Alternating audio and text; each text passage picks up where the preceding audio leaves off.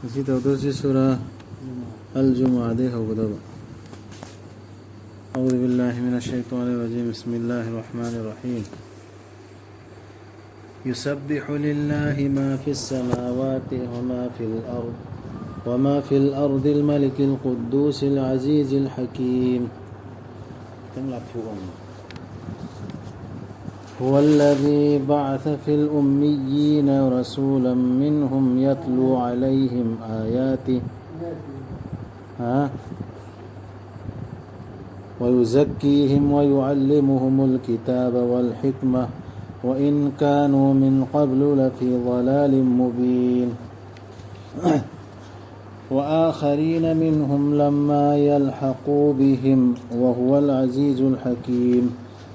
ذلك فضل الله يؤتيه من يشاء والله ذو الفضل العظيم مثل الذين حملوا التوراة ثم لم يحملوها كمثل الحمار يحمل أسفارا بئس مثل القوم الذين كذبوا بآيات الله والله لا يهدي القوم الظالمين قل يا أيها الذين هادوا إن زعمتم أنكم أولياء لله من دون الناس فتمنوا الموت إن كنتم صادقين ولا يتمنونه أبدا بما قدمت أيديهم والله عليم بالظالمين قل إن الموت الذي تفرون منه فإنه ملاقيكم ثم تردون إلى عالم الغيب والشهادة فينبئكم بما كنتم تعملون يا أيها الذين آمنوا إذا نودي للصلاة من يوم الجمعة فاسعوا إلى ذكر الله وذروا البيع ذلكم خير لكم إن كنتم تعلمون فإذا قضيت الصلاة فانتشروا في الأرض وابتغوا من فضل الله واذكروا الله كثيرا لعلكم تفلحون وإذا رأوا تجارة أو لهوا انفضوا إليها وتركوك قائما قل ما عند الله خير من اللهو ومن التجارة والله خير الرازقين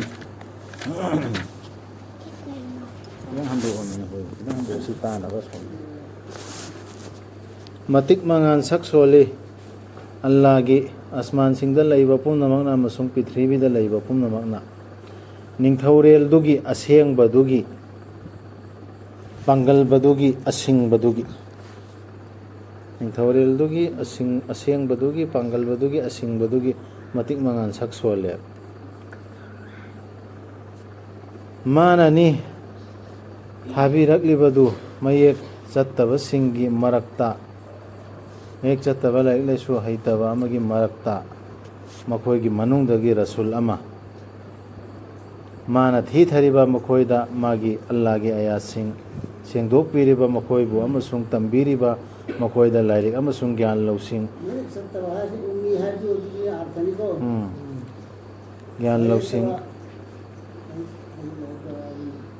Madugi mamangda makhoidu oiramlabasu mayek sianglaba langphainabada laiba tigi lariksina tambirisi ahamda sengdoksu sengdokpa aduragi gyan lausingsu tambiba laik lahitabasingi maraktagine rasul sisu aidi ummiyadi mamalonde hena topa tamda khangda aduga Makhoigi manungdagi atopasingdasu makhoiga hojik phau pulladriba Allah di panggal baduni asing baduni Aduh thare adra sunne base tambi daw si thari si sun thare se arab kita natti ha si asin kan sigi la reksina ni seng do kador si koida yawram ba fatta ba mot pa pangam ba losing natta ba thabuk ma am koina paira min tor mi mam do adu sigi la reksina seng do kana ana gungra odile masu aduga makhoi gi manung dagi atop sing dasu makhoi ga haujuk phawbo pulladriba maji pangal baduni asing baduni ha singda su kari no to singda su an hai se atop sing are mathak ki hai du wari du mari le no wala are i allah na rasul ni ma ni gi manu de are i adu ni sing du dan hai re dana gungra odana hale masu du sing to o ja ko ni o le o hamba aduga thare isi kanata gino akhira to papi hujik makoi na unadri wala itiba ko lagi adu su thare me bana ni thare isi arat na koi tagino te madu allah gi thaujal ni madu bu mana pibi ba mana pibi ge ningbada allah di achau thaujal gi mapuni sigi thare ibe larik se gyan losing tambiri ba chengdok pirisi Allah ki thaujal ne achau thaujal ne adra sigi si Allah na pining ba mi da piye taurat sinnaki ba mi singdu madu bu makoina madu puba ngam khidaba makhoi du gi parmandi lairik tabu kaya puduna chatpa lairik tabu kaya puduna chatpa hai da borang tabu hai bro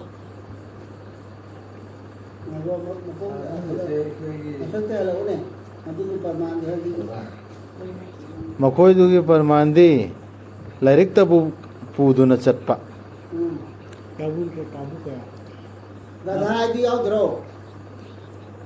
gadha gumbani makha da hairiye phat khidrabani Allah gi ayat singbu yadaba mi singi parmandi Allah di lamjing de aran ba tawwa mi sing adu ulma se sida larik se myam pudna chatra adu gadha gi parmani piri se larik ti mai ba mohoina chabun matam dane ulma yahudi dane sai ji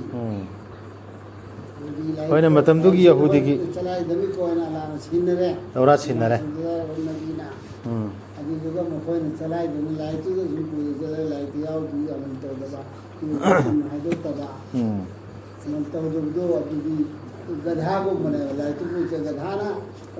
thi si pu aspara di thi adi thi si phone nei da gadha sana ko gadha lai te mun khang na thi si phone phone da pai thi mo dei itri thi mo ji pu chala me khang ma ko ji su pu bhangi la ko de ta bhangi pu be wa na bhangi de zulo era mi masindra ta wa yahudi alim singduna mani israel gi ka thi pu de se pu me thi ne ju kam te ro gadha sing dum pu chal me adu mana am hoi go ma sing du taurat sin chala la ki thalo ki ta lagi thabti to da ba adu parmando ala sing ina ma sing du parman sing sechi phujik sun ko de yei me ko yei ri kan baji ko kha pa mol biwo me du te wante akhang go khang mong khoi hayu o yahudi sing nakhoi na dabi sang samjela diga daum jamana re sang samjela ga like amal du to ba like du lao to ba adu diga da ga saman bro hayu o yahudi sing nakhoi na dabi tawrabadi nakhoi khakta Allah gi michang singni achan ba singni haina atopa mi sing yauhandana adu oiradi sijarage ning nakhoi na chumba ngang ba sing oiraba ba hai jana khistana sa jana ko tani jana chakda usi yahudi chalo na yahudi nu sa ko ten chalo tin chalo ni chalo hai du adi wari ni si hare na ko jana to so chalo to bol tuju ji si ya to si no ba dunia ta koi ni indala di indino siga samanan horik su hair duni laik tu thabak to kondana chaptun leira yum da su firin jom jin dan thamme adu kalma sole do koi ni jana chakata bai koi kaptanin hair haidra samanan dabi dawri me koi ni chakata ba kalma sonda ba chi to kafir ne so sok ti sok ta balarik sok ta be di pabu di parangani tilawat ta udna laik tu na hair tu gari heng phanda ꯍꯥꯏꯔꯤꯕ ꯊꯕꯛꯇꯨꯗꯤ ꯑꯃꯨꯛꯇ ꯑꯗꯨꯕꯨ ꯃꯈꯣꯏꯅ ꯃꯗꯨ ꯅꯤꯡꯂꯣꯏ ꯁꯤꯒꯅꯤ ꯍꯥꯏꯕꯗꯨ ꯅꯤꯡꯂꯣꯏꯕ ꯀꯩꯗꯧꯅꯨꯡꯗꯁꯨ ꯁꯤꯅꯤꯡꯉꯣꯏꯕ ꯁꯤꯅꯤꯡꯉꯣꯏꯕ ꯃꯈꯣꯏꯒꯤ ꯃꯈꯨꯠꯁꯤꯡꯅ ꯍꯥꯟꯅ ꯊꯥꯗꯣꯛꯈꯤꯕ ꯑꯗꯨꯒꯤ ꯃꯔꯝꯅ ꯑꯜꯂꯥꯍꯗꯤ ꯈꯪꯕꯅꯤ ꯑꯔꯥꯟꯕ ꯇꯧꯕꯁꯤꯡ ꯀꯣꯟꯅ ꯑꯃꯜ ꯇꯧꯔꯒ ꯂꯣꯏꯔꯦꯅ ꯂꯩꯈꯤꯅꯦꯕ ꯗꯨꯅꯤꯌꯥ ꯍꯤꯡꯅꯤꯡꯈꯤꯅꯦꯕ ꯁꯤꯅꯤꯡꯉꯣꯏꯕ ꯁꯤꯅꯤꯡꯉꯣꯏ ꯁꯤꯁꯨ ꯀꯔꯤ ꯑꯃꯅꯤ ꯁꯤꯝꯕꯣꯜ ꯑꯃꯅꯤ ꯍꯥꯏꯌꯨ ꯇꯁꯦꯡꯅꯃꯛ ꯁꯤꯕ ꯍꯥꯏꯕꯗꯨ ꯃꯗꯨꯗꯒꯤ ꯅꯈꯣꯏꯅ ꯆꯦꯜꯂꯤꯕꯗꯨ ꯇꯁꯦꯡꯅꯃꯛ ꯃꯗꯨꯅ ꯅꯈꯣꯏꯕు ꯎꯅꯒꯅꯤ ꯑꯗꯨꯒꯤ ꯇꯨꯡꯗ ꯅꯈꯣꯏꯕꯨ ꯍꯟꯗꯨꯅ ꯄꯨꯔꯛꯀꯅꯤ ꯑꯔꯣꯟꯕ ꯑꯃꯁꯨꯡ ꯑꯐꯣꯡꯕ ꯑꯅꯤꯃꯛꯄꯨ ꯈꯪꯕꯤꯕ ꯑꯗꯨꯗ ꯑꯗꯨꯒ ꯃꯥꯅ ꯍꯥꯏꯗꯤ ꯑꯜꯂꯥꯍꯅ ꯅꯈꯣꯏꯗ ꯄꯥꯎ ꯄꯤꯕꯤꯒꯅꯤ ꯅꯈꯣꯏꯅ ꯀꯔꯤ ꯇꯧꯈꯤꯕꯒꯦ ꯍꯥꯏꯕꯗꯨꯒꯤ ꯁꯤꯗꯕ ꯌꯥꯔꯣꯏ ꯁꯤꯅꯦꯕ ꯇꯧꯔꯤꯕ ꯊꯕꯛꯇꯣ ꯁꯤꯅꯕ ꯊꯕꯛ ꯇꯧꯕ ꯁꯤꯅꯤ ꯍꯥꯏꯕꯁꯤ ꯈꯪꯅ ꯊꯕꯛ ꯇꯧꯕ ꯑꯣ ꯊꯥꯖꯔꯕꯁꯤꯡ ꯅꯈꯣꯏꯕꯨ ꯅꯃꯥꯖꯒꯤꯗꯃꯛ ꯀꯧꯔꯛꯄꯗ ꯖꯨꯃꯥꯒꯤ ꯅꯨꯃꯤꯠꯇ ꯏꯔꯥꯏ ꯅꯨꯃꯤꯠꯇ ꯆꯦꯟꯁꯤꯜꯂꯨ ꯑꯜꯂꯥꯍꯕꯨ ꯅꯤꯡꯁꯤꯡꯅꯕ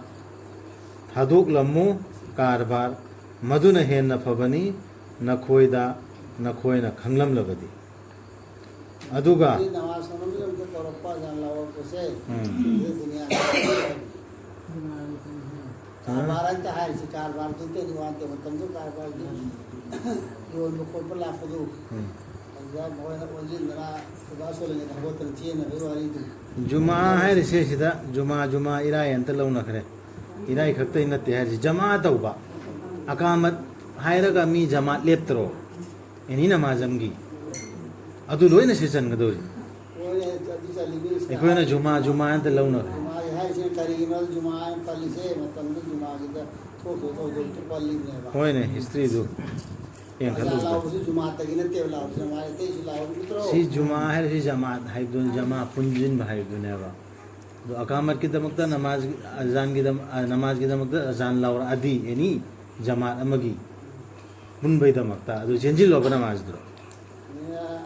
कांगोर जमात के नमाज मुसलमान के फर्ज हो है नीचे थी हां वो कारबारदुर हेन फैबा अदुम चटपदुन अदुगा नमाजदु लोइसिल्लबा मतुंगदा कोइना चलु पिथ्री थक्ता अदुगा थियु अल्लाह की थौजाल अदुगा तोइना निंगसिंगो अल्लाहबु नखोइना मंगल ओइजनब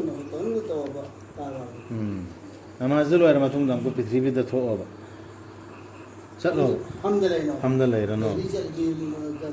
होनो हाइबदु अमसु यावरि मिसिदा होनो हाइ दुआ के तोरमनु है हाइ थोकरो थुन चलो हाइ मिगैन थोकरो हाइसि होइने दुआ की ये नबसे हाइ बुतोनो की नमाजु लोइसिला मतुंगदा कोइना चलु पिथ्रीदा अदुगा थियो अल्लाह की थौजाल अल्लाहना सिदा डायरेक्ट हाइरे कुरान अल्लाह की थौजाल थीरो नमाजु लोइबु हगोल चलो हाइरेबा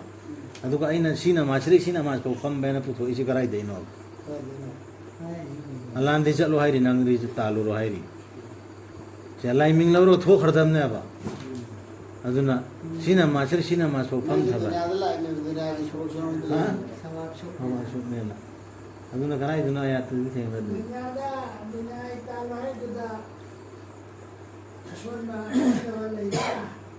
Saya tak boleh mak, tu ini kali tu sonda lagi mak, hari ini, hari tanda macam lori mak, wah, ಅದು ನಮಾಜ್ ಮತ್ತೊಂದು ಸೋನ್ ಬೈ ಸು ಜಿಕ್ರಿ ಯಾವಡ್ದು ಬೋ ತೋ ಪಾಯ ಆತ ತೋ ಗೈ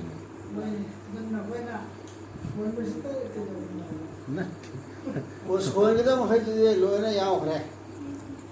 अल्लाहुम्मा अंता सलाम मिन्का सलाम वाया मनी हर में दो अदुल लो है दुआ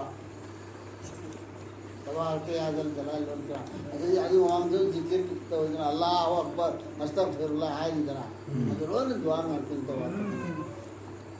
इसलिए है करी नो सब बात और इसको रू या है बिचोर याद है भी बात हम जिन दुनिया की वाली ली न तन लई बा अन तौरन उसा करो है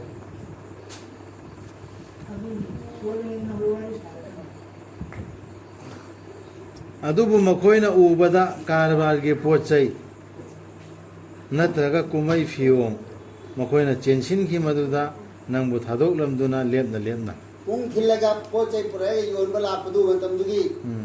तोरंबा ꯄꯣꯠꯁꯦ ꯃꯐꯝꯗ ꯁꯨꯅ ꯐꯪꯗꯦꯕ ꯑꯇꯣꯞꯄ ꯂꯝꯗꯒꯤ ꯂꯥꯛꯑꯒ ꯄꯨꯔꯛꯑꯒ ꯌꯣꯟꯕꯅꯦꯕ ꯑꯗꯨ ꯄꯨꯡ ꯊꯤꯠꯄꯔꯣꯝꯗ ꯆꯦꯟꯁꯤꯟꯗꯅ ꯑꯩꯈꯣꯏ ꯍꯧꯖꯤꯛ ꯂꯩꯍꯧꯗ꯭ꯔꯗꯤ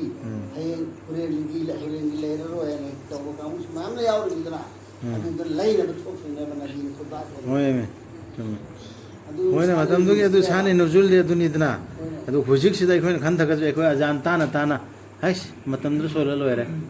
ꯖꯃꯥꯠꯇꯨ ꯌꯥꯎꯗꯕꯤꯗꯅꯤ ꯑꯩꯈꯣꯏꯅ ꯃꯇꯝꯗꯨ ꯁꯣꯜꯂ ꯂꯣꯏꯔꯦꯗ ꯋꯥꯠꯂꯤ ꯃꯇꯝ ꯀꯖꯥ ꯇꯧꯗ꯭ꯔ ꯂꯣꯏꯔꯦꯅꯅꯦ ꯑꯖꯥꯟ ꯇꯥꯔꯁꯨ ꯑꯀꯥꯃꯠ ꯌꯥꯎꯗꯕ ꯃꯌꯥꯝ ꯑꯩꯈꯣꯏ ꯇꯧꯅꯔꯤꯗꯅ ꯑꯗꯨ ꯌꯥꯗꯦꯕ ꯁꯤ ꯆꯞ ꯃꯥꯟꯅꯩꯕꯁꯤ ꯉꯁꯥꯏ ꯄꯣꯠ ꯂꯩꯕꯔꯣꯝꯗ ꯁꯥꯕꯩ ꯀꯔꯥꯝꯗ ꯆꯦꯟꯁꯤꯜꯂꯝꯕꯅꯦꯕ ꯑꯩꯈꯣꯏꯁꯨ ꯁꯣꯝꯗ ꯂꯧꯕꯨꯛ ꯂꯣꯝꯗ ꯅꯠꯇ꯭ꯔꯒ ꯍꯤꯡꯒꯣꯜ ꯂꯣꯝꯗ ꯅꯠꯇ꯭ꯔꯒ ꯗꯨꯀꯥꯟ ꯂꯣꯝꯗ ꯑꯖꯥꯟ ꯂꯥꯎꯕ ꯇꯥꯗ꯭ꯔꯁꯨ ꯑꯖꯥꯟ ꯃꯇꯝ ꯑꯣꯏꯔꯦꯁꯤ ꯈꯪꯉꯤꯃꯤ ꯀꯩ ꯑꯗꯨ ꯑꯗꯨꯒ ꯖꯃꯥꯠ ꯃꯇꯝꯁꯨ ꯈꯪꯉꯤꯃꯦꯕ ꯌꯨꯝꯗ ꯉꯥꯔꯤ ꯂꯩꯍꯧꯗꯦ ꯑꯗꯨ ꯍꯧꯗꯅ ꯑꯃꯨꯛꯀ ꯍꯥꯟꯅ ꯆꯦꯟꯒꯗꯕ ꯖꯃꯥꯠ ꯃꯇꯝꯁꯨ ꯈꯪꯉꯤꯃꯦ ꯑꯗꯨ ꯁꯂꯝꯗ ꯂꯩꯔꯝꯃꯦꯅ ꯈꯜꯂꯣꯅꯦ ꯃꯁꯤꯁꯤ ꯑꯝꯇ ꯆꯠꯂꯣꯏꯕ ꯃꯥꯜꯂꯦ ꯁꯤꯗ ꯁꯣꯜꯂꯁꯨ ꯌꯥꯏꯅ ꯑꯗꯒꯤ ꯅꯨꯃꯤꯠ ꯎꯕ ꯌꯥꯗꯕ ꯑꯃꯁꯨ ꯂꯩ ꯏꯁꯥꯒꯤ ꯃꯌꯨꯝꯗ ꯁꯣꯟꯕ ꯃꯤꯅ ꯍꯥꯏꯊꯣꯛꯑꯔꯣꯏ ꯍꯥꯏꯌꯨ ꯑꯣ ꯃꯨꯍꯝꯃꯗ ꯁꯜꯂꯜꯂꯥꯍꯨ ꯑꯂꯩꯍꯤ ꯋꯁꯜꯂꯝ ꯑꯜꯂꯥꯍꯒꯤ ꯅꯥꯛꯇ ꯂꯩꯕꯗꯨꯅ ꯍꯦꯟꯅ ꯐꯕꯅꯤ ꯀꯨꯝꯍꯩ ꯐꯤꯌꯣꯡ ꯑꯃꯁꯨꯡ ꯀꯔꯕꯥꯔꯗꯒꯤ ꯀꯔꯕꯥꯔ ꯅꯠꯇ꯭ꯔꯒ ꯑꯩꯈꯣꯏꯅ ꯗꯨꯀꯥꯟ ꯇꯧꯔꯤꯕ ꯍꯤꯡꯒꯣꯜ ꯇꯧꯔꯤꯕ ꯃꯌꯥꯝꯗꯨꯁꯨ ꯂꯣꯏꯅ ꯀꯔꯕꯥꯔꯅꯦꯕ ꯑꯗꯨꯗꯒꯤꯗꯤ ꯍꯧꯖꯤꯛꯀꯤ ꯖꯃꯥꯠ ꯑꯖꯥꯟ ꯇꯥꯕ ꯀꯥꯟꯗ ꯃꯅꯥꯋꯥꯜ ꯃꯇꯝꯗ ꯖꯃꯥꯗꯨꯔ ꯌꯥꯎꯔꯨꯕꯁꯦ ꯃꯌꯥꯝ ꯄꯨꯜꯂꯤꯗ꯭ꯔꯥ ꯑꯀꯥꯃꯠꯀ ꯂꯣꯏꯅꯅ ꯑꯗꯨꯏꯗꯨꯅ ꯍꯦꯟꯅ ꯐꯩ ꯑꯜꯂꯥꯍꯗꯤ ꯈ꯭ꯋꯥꯏꯗꯒꯤ ꯐꯕꯗꯨꯅꯤ ꯆꯤꯟꯖꯥꯛ ꯍꯨꯟꯕꯤꯕꯁꯤꯡꯒꯤ ꯆꯤꯟꯖꯥꯛ ꯍꯨꯜꯂꯛꯀꯗꯧꯔꯤꯁꯦ ꯑꯜꯂꯥꯍꯅꯅꯦ ꯑꯜꯂꯥꯍꯅ ꯈ꯭ꯋꯥꯏ ꯐꯩ